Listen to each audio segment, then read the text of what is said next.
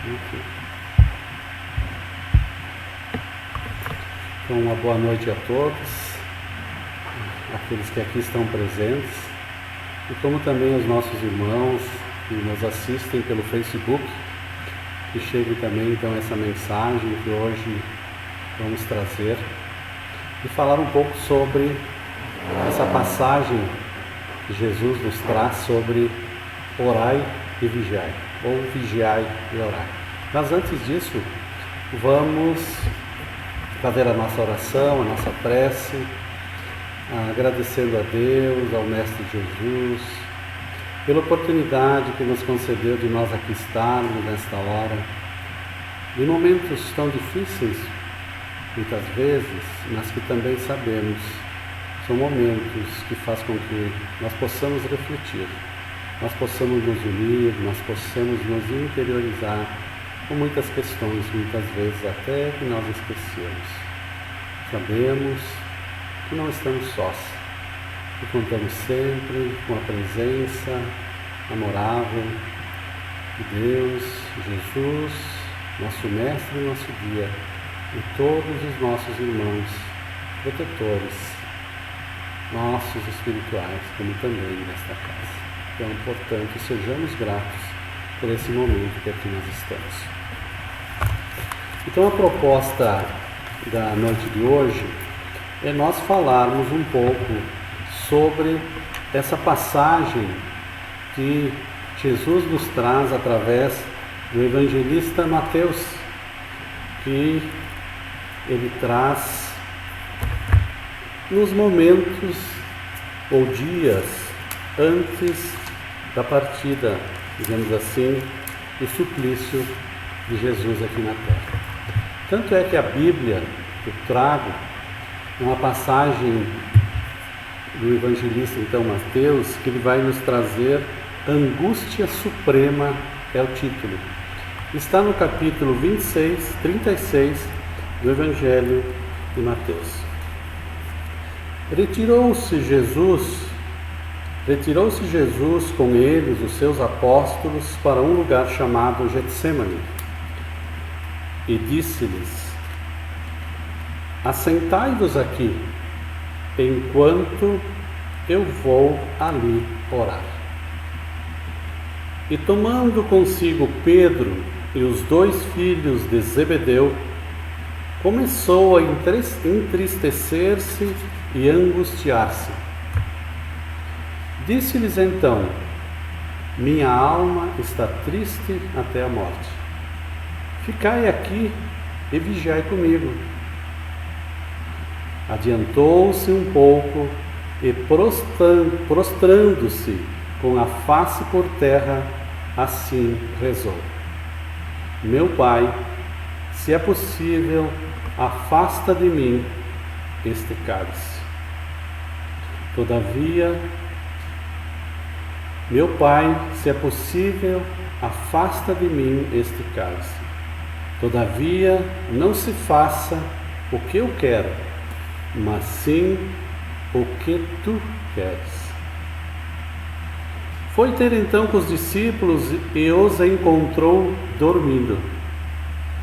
E disse a Pedro: então, não pudestes vigiar 1 hora comigo?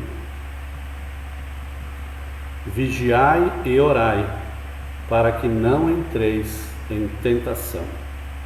O espírito está pronto, mas a carne é fraca.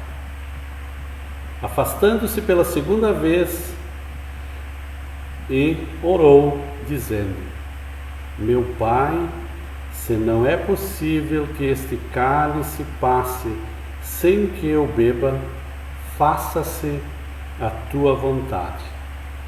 Voltou ainda e os encontrou novamente dormindo, porquanto seus olhos estavam pesados. Deixou-os e foi orar pela 3ª vez, dizendo as mesmas palavras. Voltou então para os seus discípulos e disse-lhes: agora podeis dormir. Essa foi uma passagem que o Evangelho nos traz, dos momentos antes de Jesus ir para, digamos, o julgamento, para que depois aconteceu tudo aquilo que nós também sabemos. Então veja que é muito interessante essa passagem que buscamos ali na fonte do evangelista Mateus, que também está com outros, desse momento em que ele fala sobre a oração. Mas ele fala, e essa frase é muito difundida, muito colocada até no meio espírita, no meio cristão, que é o vigiai e orai, ou orai e vigiai. Mas também está ali aquela colocação muito forte sobre a questão das tentações. Então nós vamos procurar entender um pouco também o que são essas tentações. E nada é por acaso, todas as mensagens, todos os conhecimentos, todas as atitudes que Jesus tinha, era para nos trazer alguns ensinamentos. Veja que ele vai com os apóstolos, ele pede para os apóstolos vigiarem e ele vai orar, porque ele já estava pressentindo os acontecimentos que adviriam. E os apóstolos dormem. Isso dá um significado também para todos nós. O que é esse dormir? Esse dormir pode ser para nós aquela questão que ainda nós não acordamos para muitas questões espirituais, que nós ainda estamos naquele sono, né? Naquela apatia, naquela questão ainda que nós estamos assim levando a nossa existência do jeito que habitualmente nós levamos. E ele vai e volta novamente e encontra-os ainda dormindo. E faz a pergunta a Pedro e os demais: não conseguiram nem por uma hora ficar vigiando?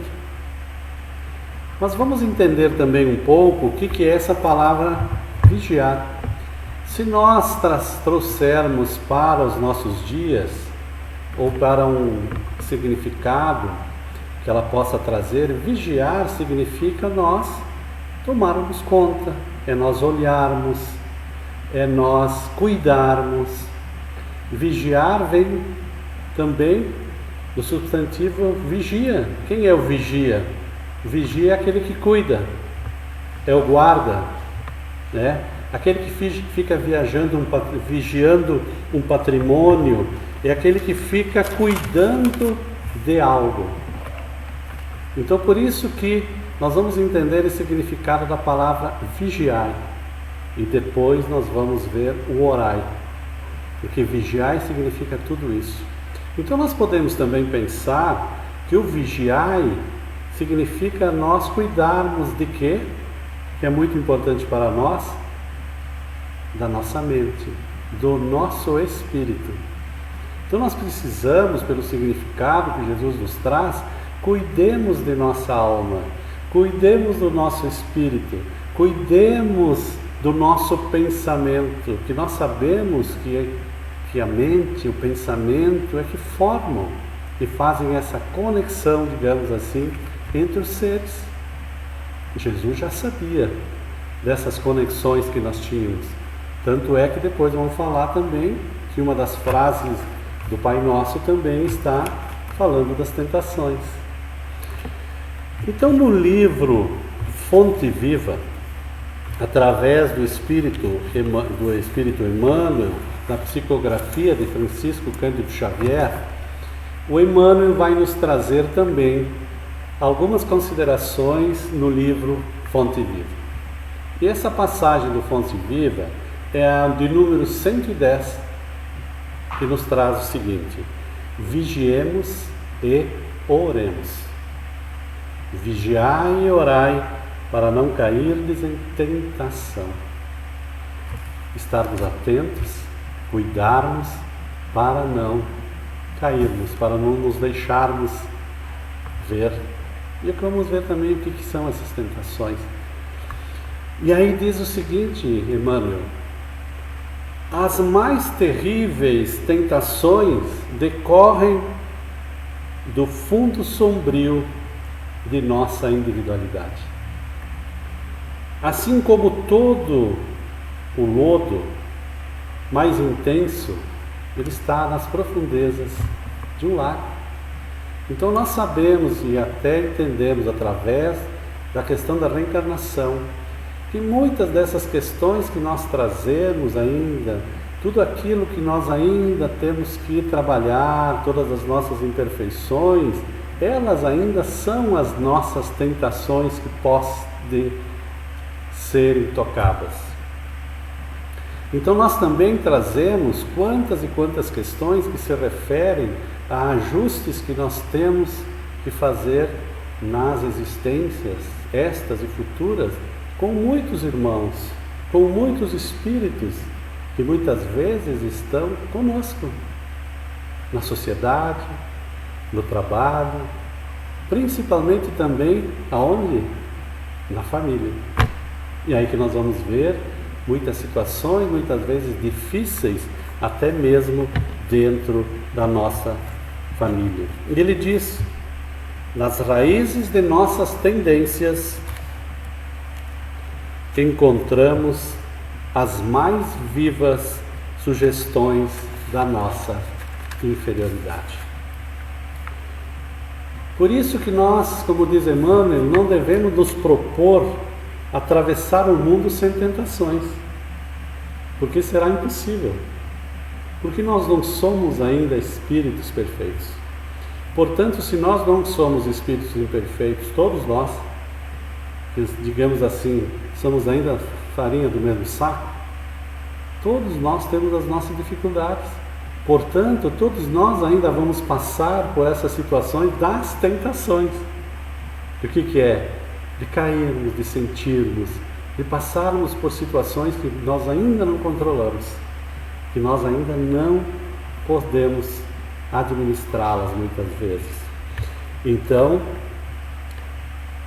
essas tentações, como diz Emmanuel, elas nascem conosco, assomam em nós e alimentam-se por nós.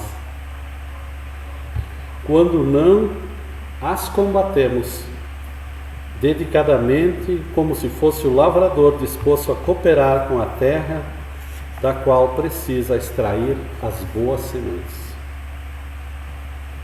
E ele vai continuando: caminhar do berço ao túmulo, sob as marteladas da tentação, é natural. Então você poderia perguntar, então, é natural sofrer?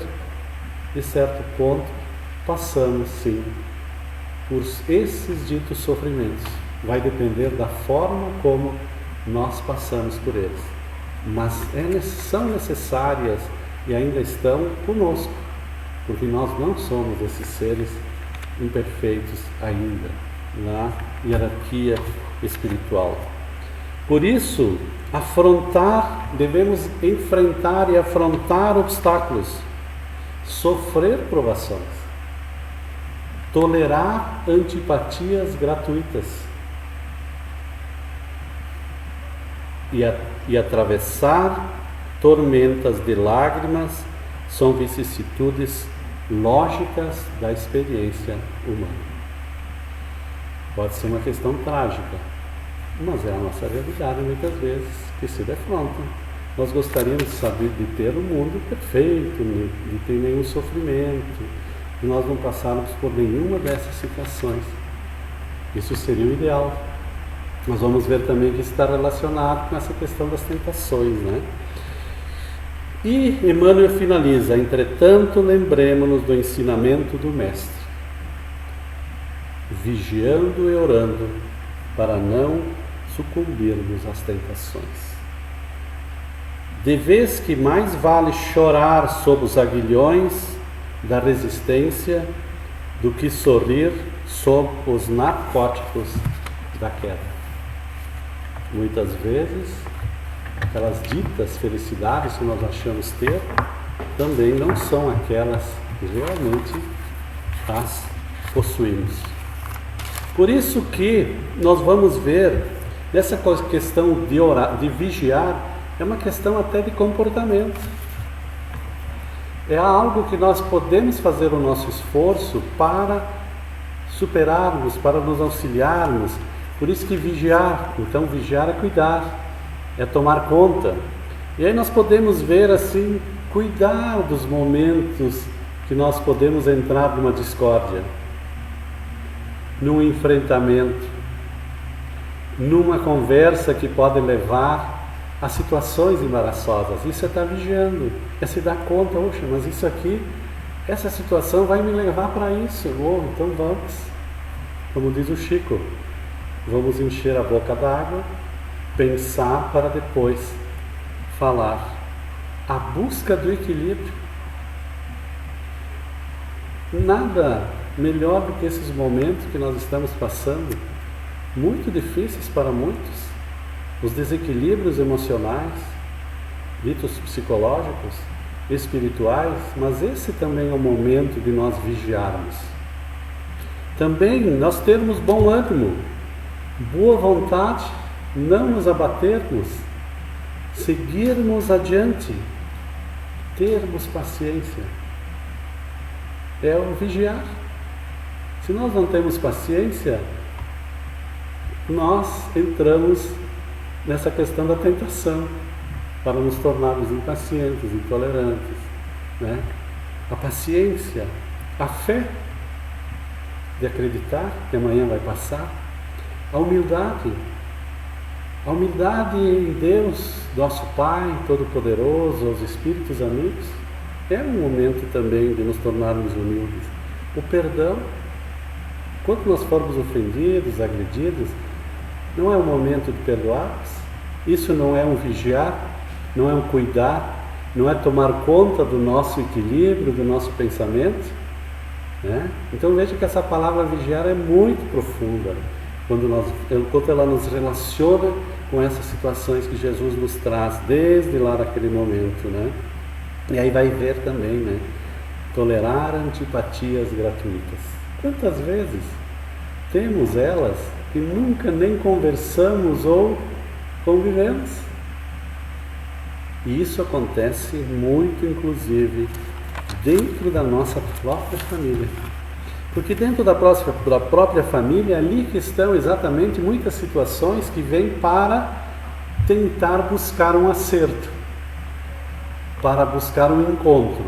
Por isso, de tantas dificuldades nos lares. E essa pandemia, pelas estatísticas que nos trazem, de um ano para cá, só para termos uma ideia, o número de separações de casais cresceu 45%, porque foi aquele momento que tivemos que conviver. E esse momento da convivência foi e não tinha como fugir. Tivemos que nos enfrentar, olharmos um para o outro, de tolerarmos uns com os outros muitas vezes, mas muitos também não conseguem forças necessárias para superar. Nós também sabemos dessa questão. Tanto é importante essa questão das tentações, o Evangelho segundo o Espiritismo, lá no capítulo das preces, preces espíritas, ele vai nos falar sobre o significado das palavras do Pai Nosso. Cada frase do Pai Nosso tem um significado muito especial, muito forte. Em primeiro lugar, o Pai Nosso é uma oração que foi transmitida por Jesus para o grupo de seguidores na casa de Simão Pedro. Está lá também no livro A Boa Nova. Então tanto é, coincidentemente, que é uma das orações que são ditas, cultuadas por quase todas as crenças.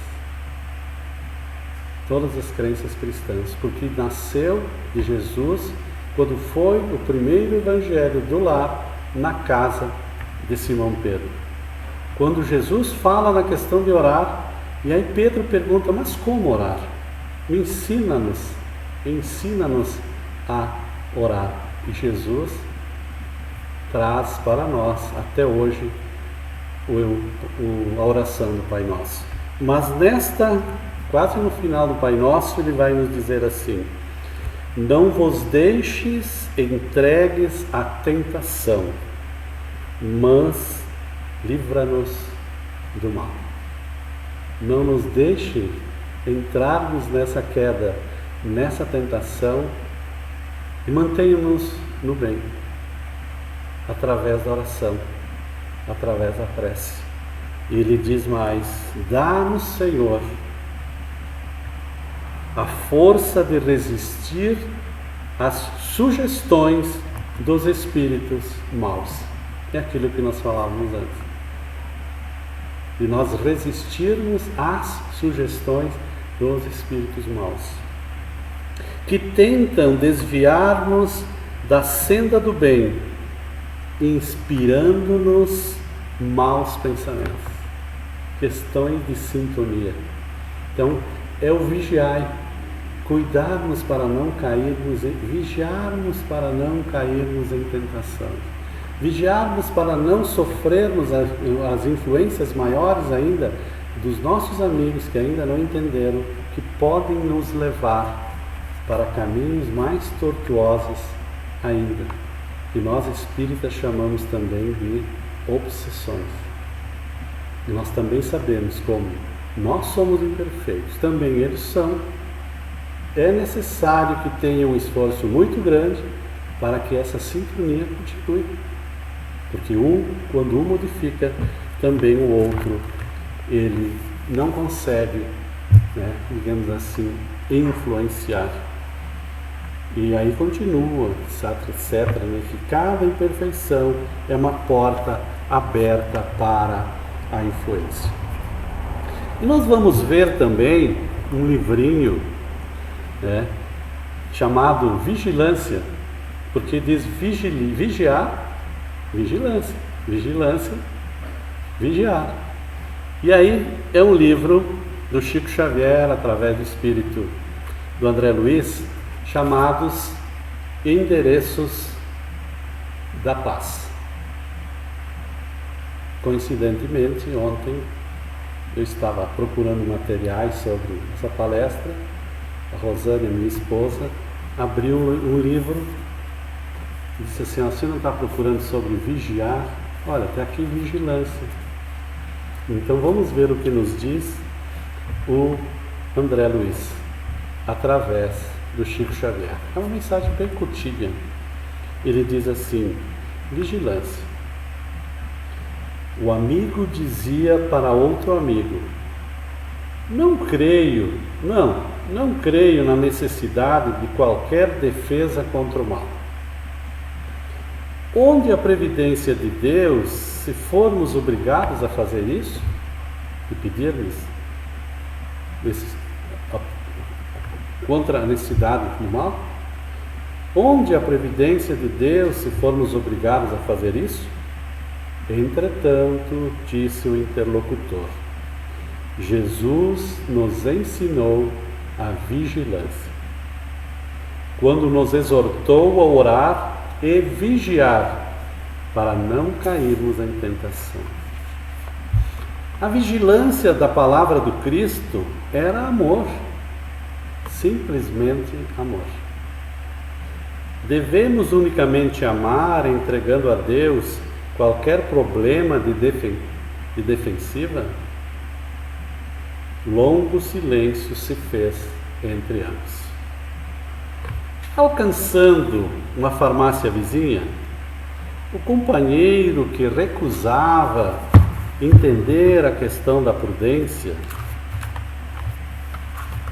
em matéria de autopreservação solicitou uma vacina contra a varíola que passava naquele momento, aquela pandemia próximo de suas casas. Pararam, depois de sofrer a respectiva picada, o outro observou com um largo sorriso: amigo, se você não aprova a vigilância contra o mal, como consegue admitir o poder da vacina?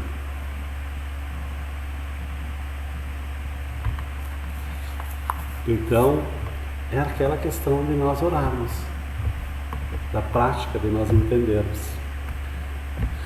Essa foi a mensagem do nosso amigo André Luiz. Mas vamos ver, então já vimos bastante coisa sobre vigiar, né? Que é muito importante, né? Que nós deveríamos ter um guarda, um vigia no nosso pensamento, que ele está alertando, esse não entra, esse pode, esse não pode, dá acesso, né? Seria mais ou menos como se fosse isso, o vigia, né?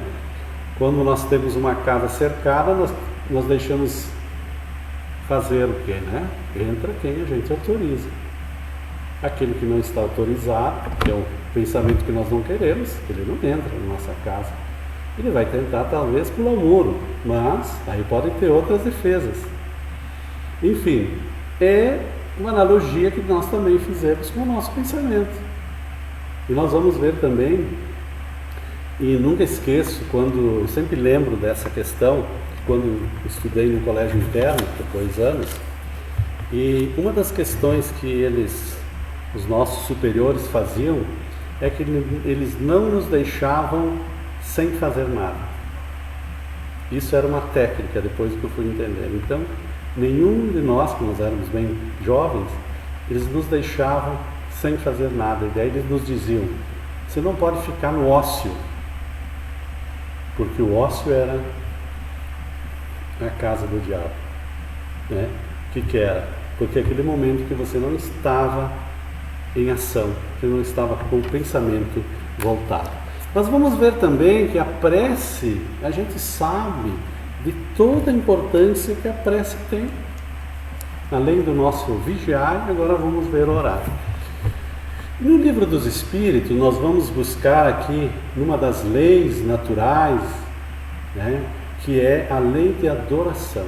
É uma lei natural, que todos nós praticamente nós adoramos a Deus, outros a outros seres, mas todos nós temos essa ligação com o Eterno, né?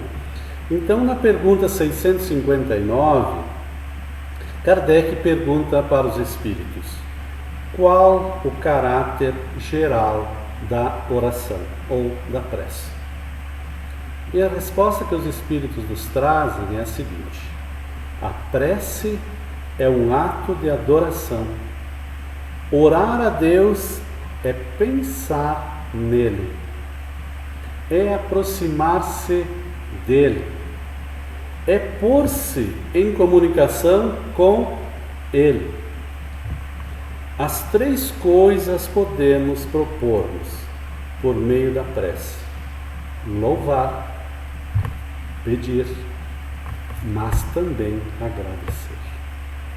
E isso muitas vezes nós só pedimos e esquecemos da questão do louvar, de darmos para nós mesmos esse louvor, a grandiosidade que tem do Ser Supremo.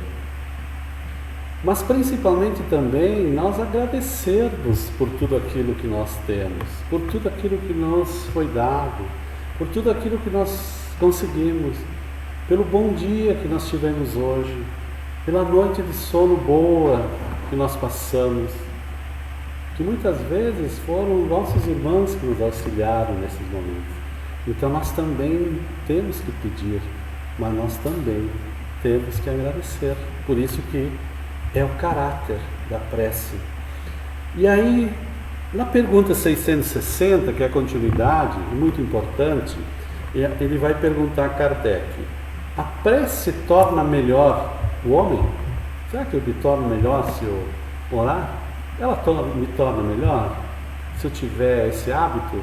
Se eu tiver o hábito da oração, o hábito da reflexão, né, do pensamento, porque a prece não é só palavras, é também a prece pelo pensamento, que nós podemos fazer e vibrar. A resposta que os Espíritos nos dizem: sim, porquanto aquele que ora com fervor e confiança se faz mais forte contra as tentações do mal. se faz mais forte, nos fazemos mais fortes. Então, se nós vigiamos e se nós oramos, nós vamos nos tornarmos mais fortes contra as tentações do mal. E Deus, muito importante isso, e Deus nos envia bons espíritos para nos assistir. Deus nos envia bons espíritos para nos assistir. Temos dúvida ainda disso? Quantas vezes que a gente ora por situações embaraçosas, por situações delicadas, e no outro dia, no qualquer momento, está aqui a solução, acalmou. Quem que nos deu esse auxílio?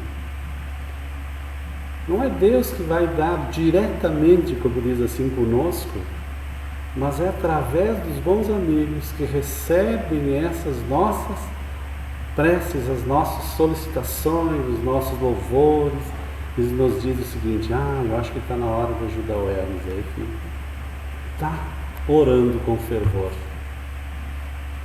Então, Deus envia os bons espíritos para nos assistir. E é este o socorro que jamais se nos recusa, quando pedido com sinceridade. E não, às vezes, para coisas. Então, fervor nos auxilia contra as tentações. Os bons espíritos nos assistem quando nós oramos de coração, com sinceridade. Isso também. Então veja como é importante essa questão do vigiar o pensamento e orarmos, vibrarmos.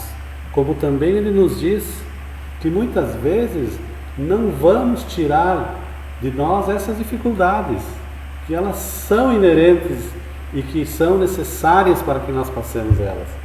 Mas nós vamos ter força, nós vamos ter equilíbrio, nós vamos ter formas de passar por elas.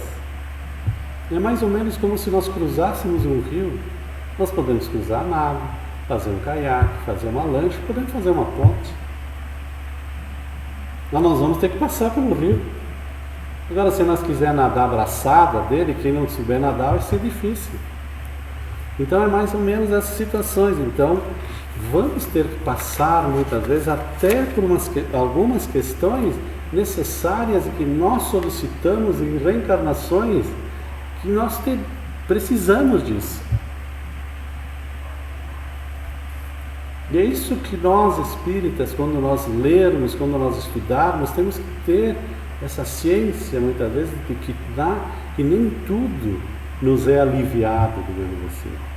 Nós vamos ter forças para superá-las de uma forma diferente, mais resignados, mais pacientes, mais tolerantes, sem queixas, sem todas essas situações que não vão resolver, só vão nos prejudicar, nos vão baixar. E aí nós também vamos ver depois na pergunta 661, que vai nos falar sobre o perdão, que é bem interessante também, porque acho que vale a pena eu ler.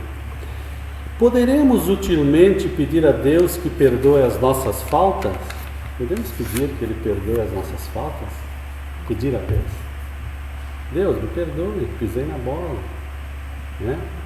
E olha o que Ele nos diz aí: Deus sabe discernir o bem do mal.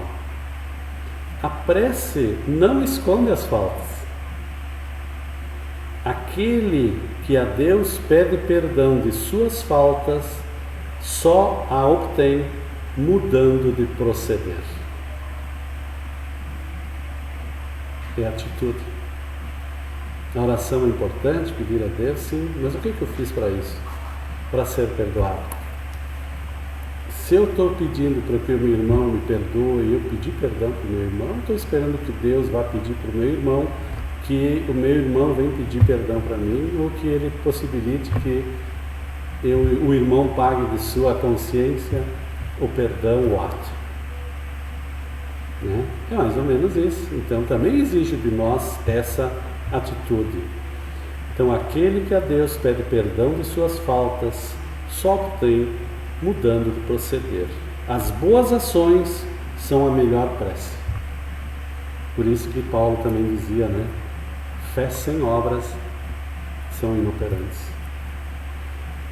Por isso que diz, né? Por isso que os atos valem mais do que as palavras. Né? Então, como dizia a Madre Teresa de Calcutá, prefiro um ateu bom do que um cristão não. Tanto. Né? Foi mais ou menos isso.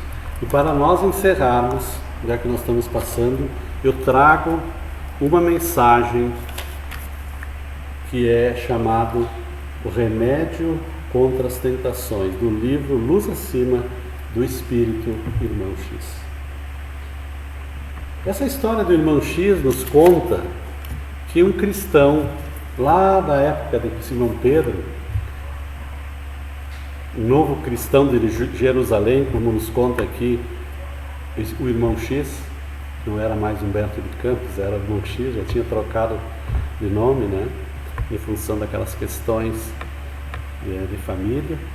Então esse cristão novo de Jerusalém, ele queria ouvir de Pedro sobre o remédio para as tentações. Ele tinha ouvido falar de Jesus sobre essas questões de nós não caímos em tentações, e Jesus também sofreu muitas tentações também durante a sua caminhada aqui na terra.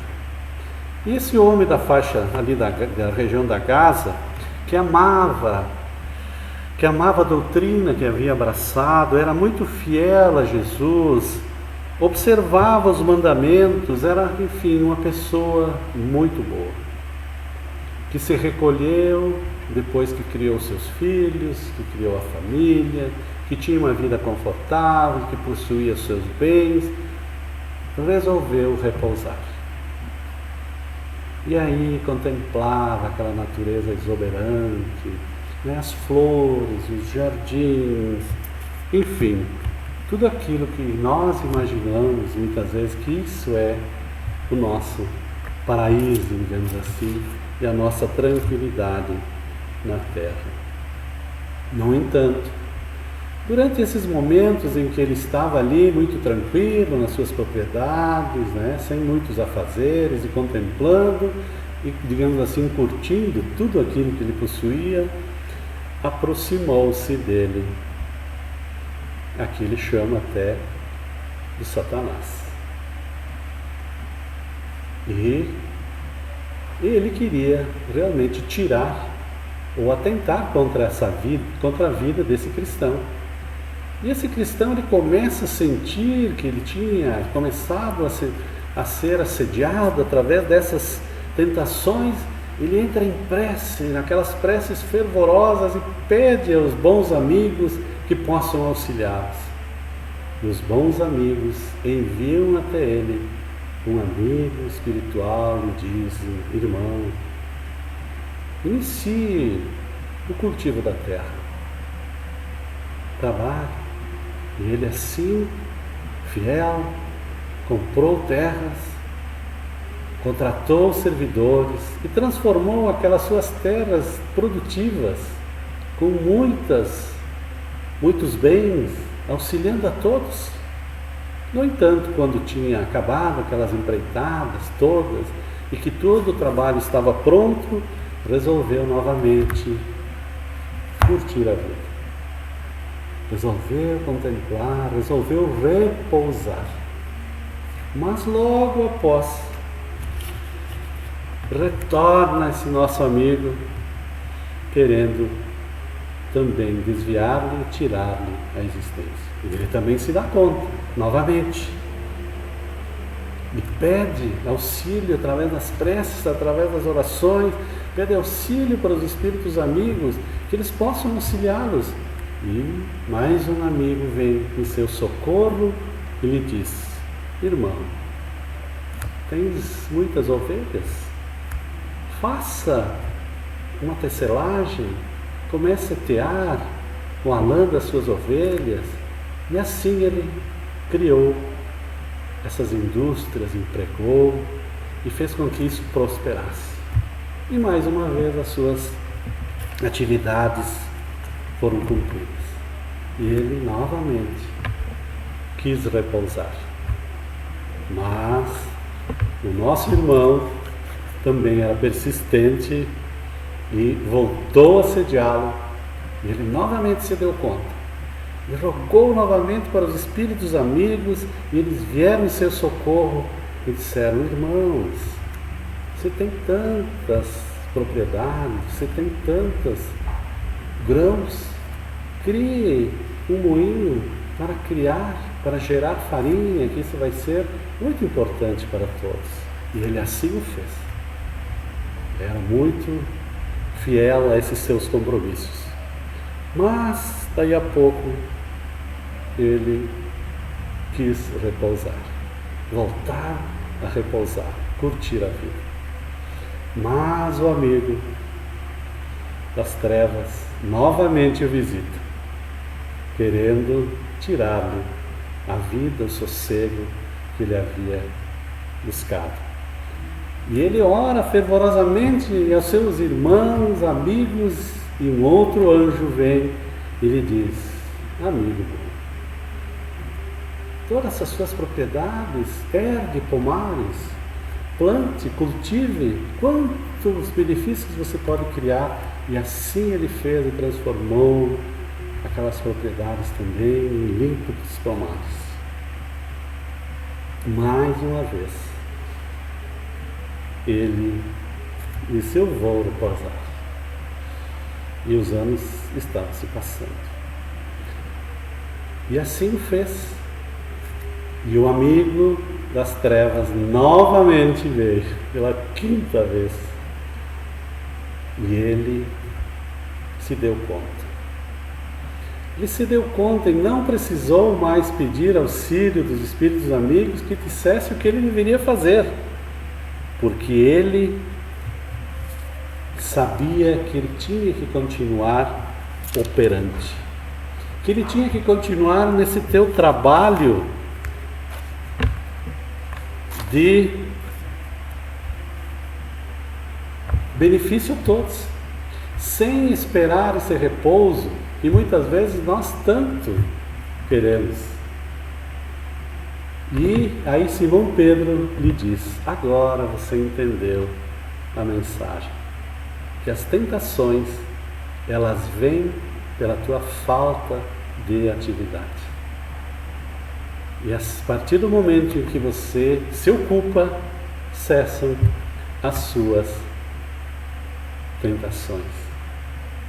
Então, para nós, muitas vezes, isso nos serve na questão do vigiai, porque nos momentos, muitas vezes, nunca esqueço de uma citação da Beth Barbieri, que sempre diz assim: quando tudo está calmo, tenha cuidado, algo vai acontecer. Então parece-nos assim, que o nosso vigiai é aquele realmente do trabalho constante no bem, de nós não nos mantermos ociosos, de nós não nos mantermos dormindo, como os apóstolos naqueles momentos também estavam dormindo. E assim nós vamos ver que todo trabalho, tudo é útil, não importa que tipo de trabalho, e que isso também vai nos manter na nossa vigilância. E aí também nós podemos nos manter em oração. É muito importante essa questão dessa passagem que nos traz, que está lá no Evangelho de Mateus, capítulo 26. Muito interessante. Então, para nós finalizarmos, hoje nós nos estendemos um pouco, né? Temos um pouco mais de tempo. Então, agradecer a presença de todos aqui, poucos que aqui estiveram, mas a todos aqueles que nos assistem hoje, que nós possamos então agradecer por esse momento que nós tivemos. Agradecer a Deus pela possibilidade de nós estarmos aqui neste momento acordados, de ouvirmos essas mensagens que Jesus nos traz e todos esses ensinamentos que nos faz e a gente reflita dos porquês e dos significados da nossa existência. Obrigado por tudo e que possamos continuar vigiando e orando. Que Deus, nosso Pai, nos auxiliar. Que assim possa ser.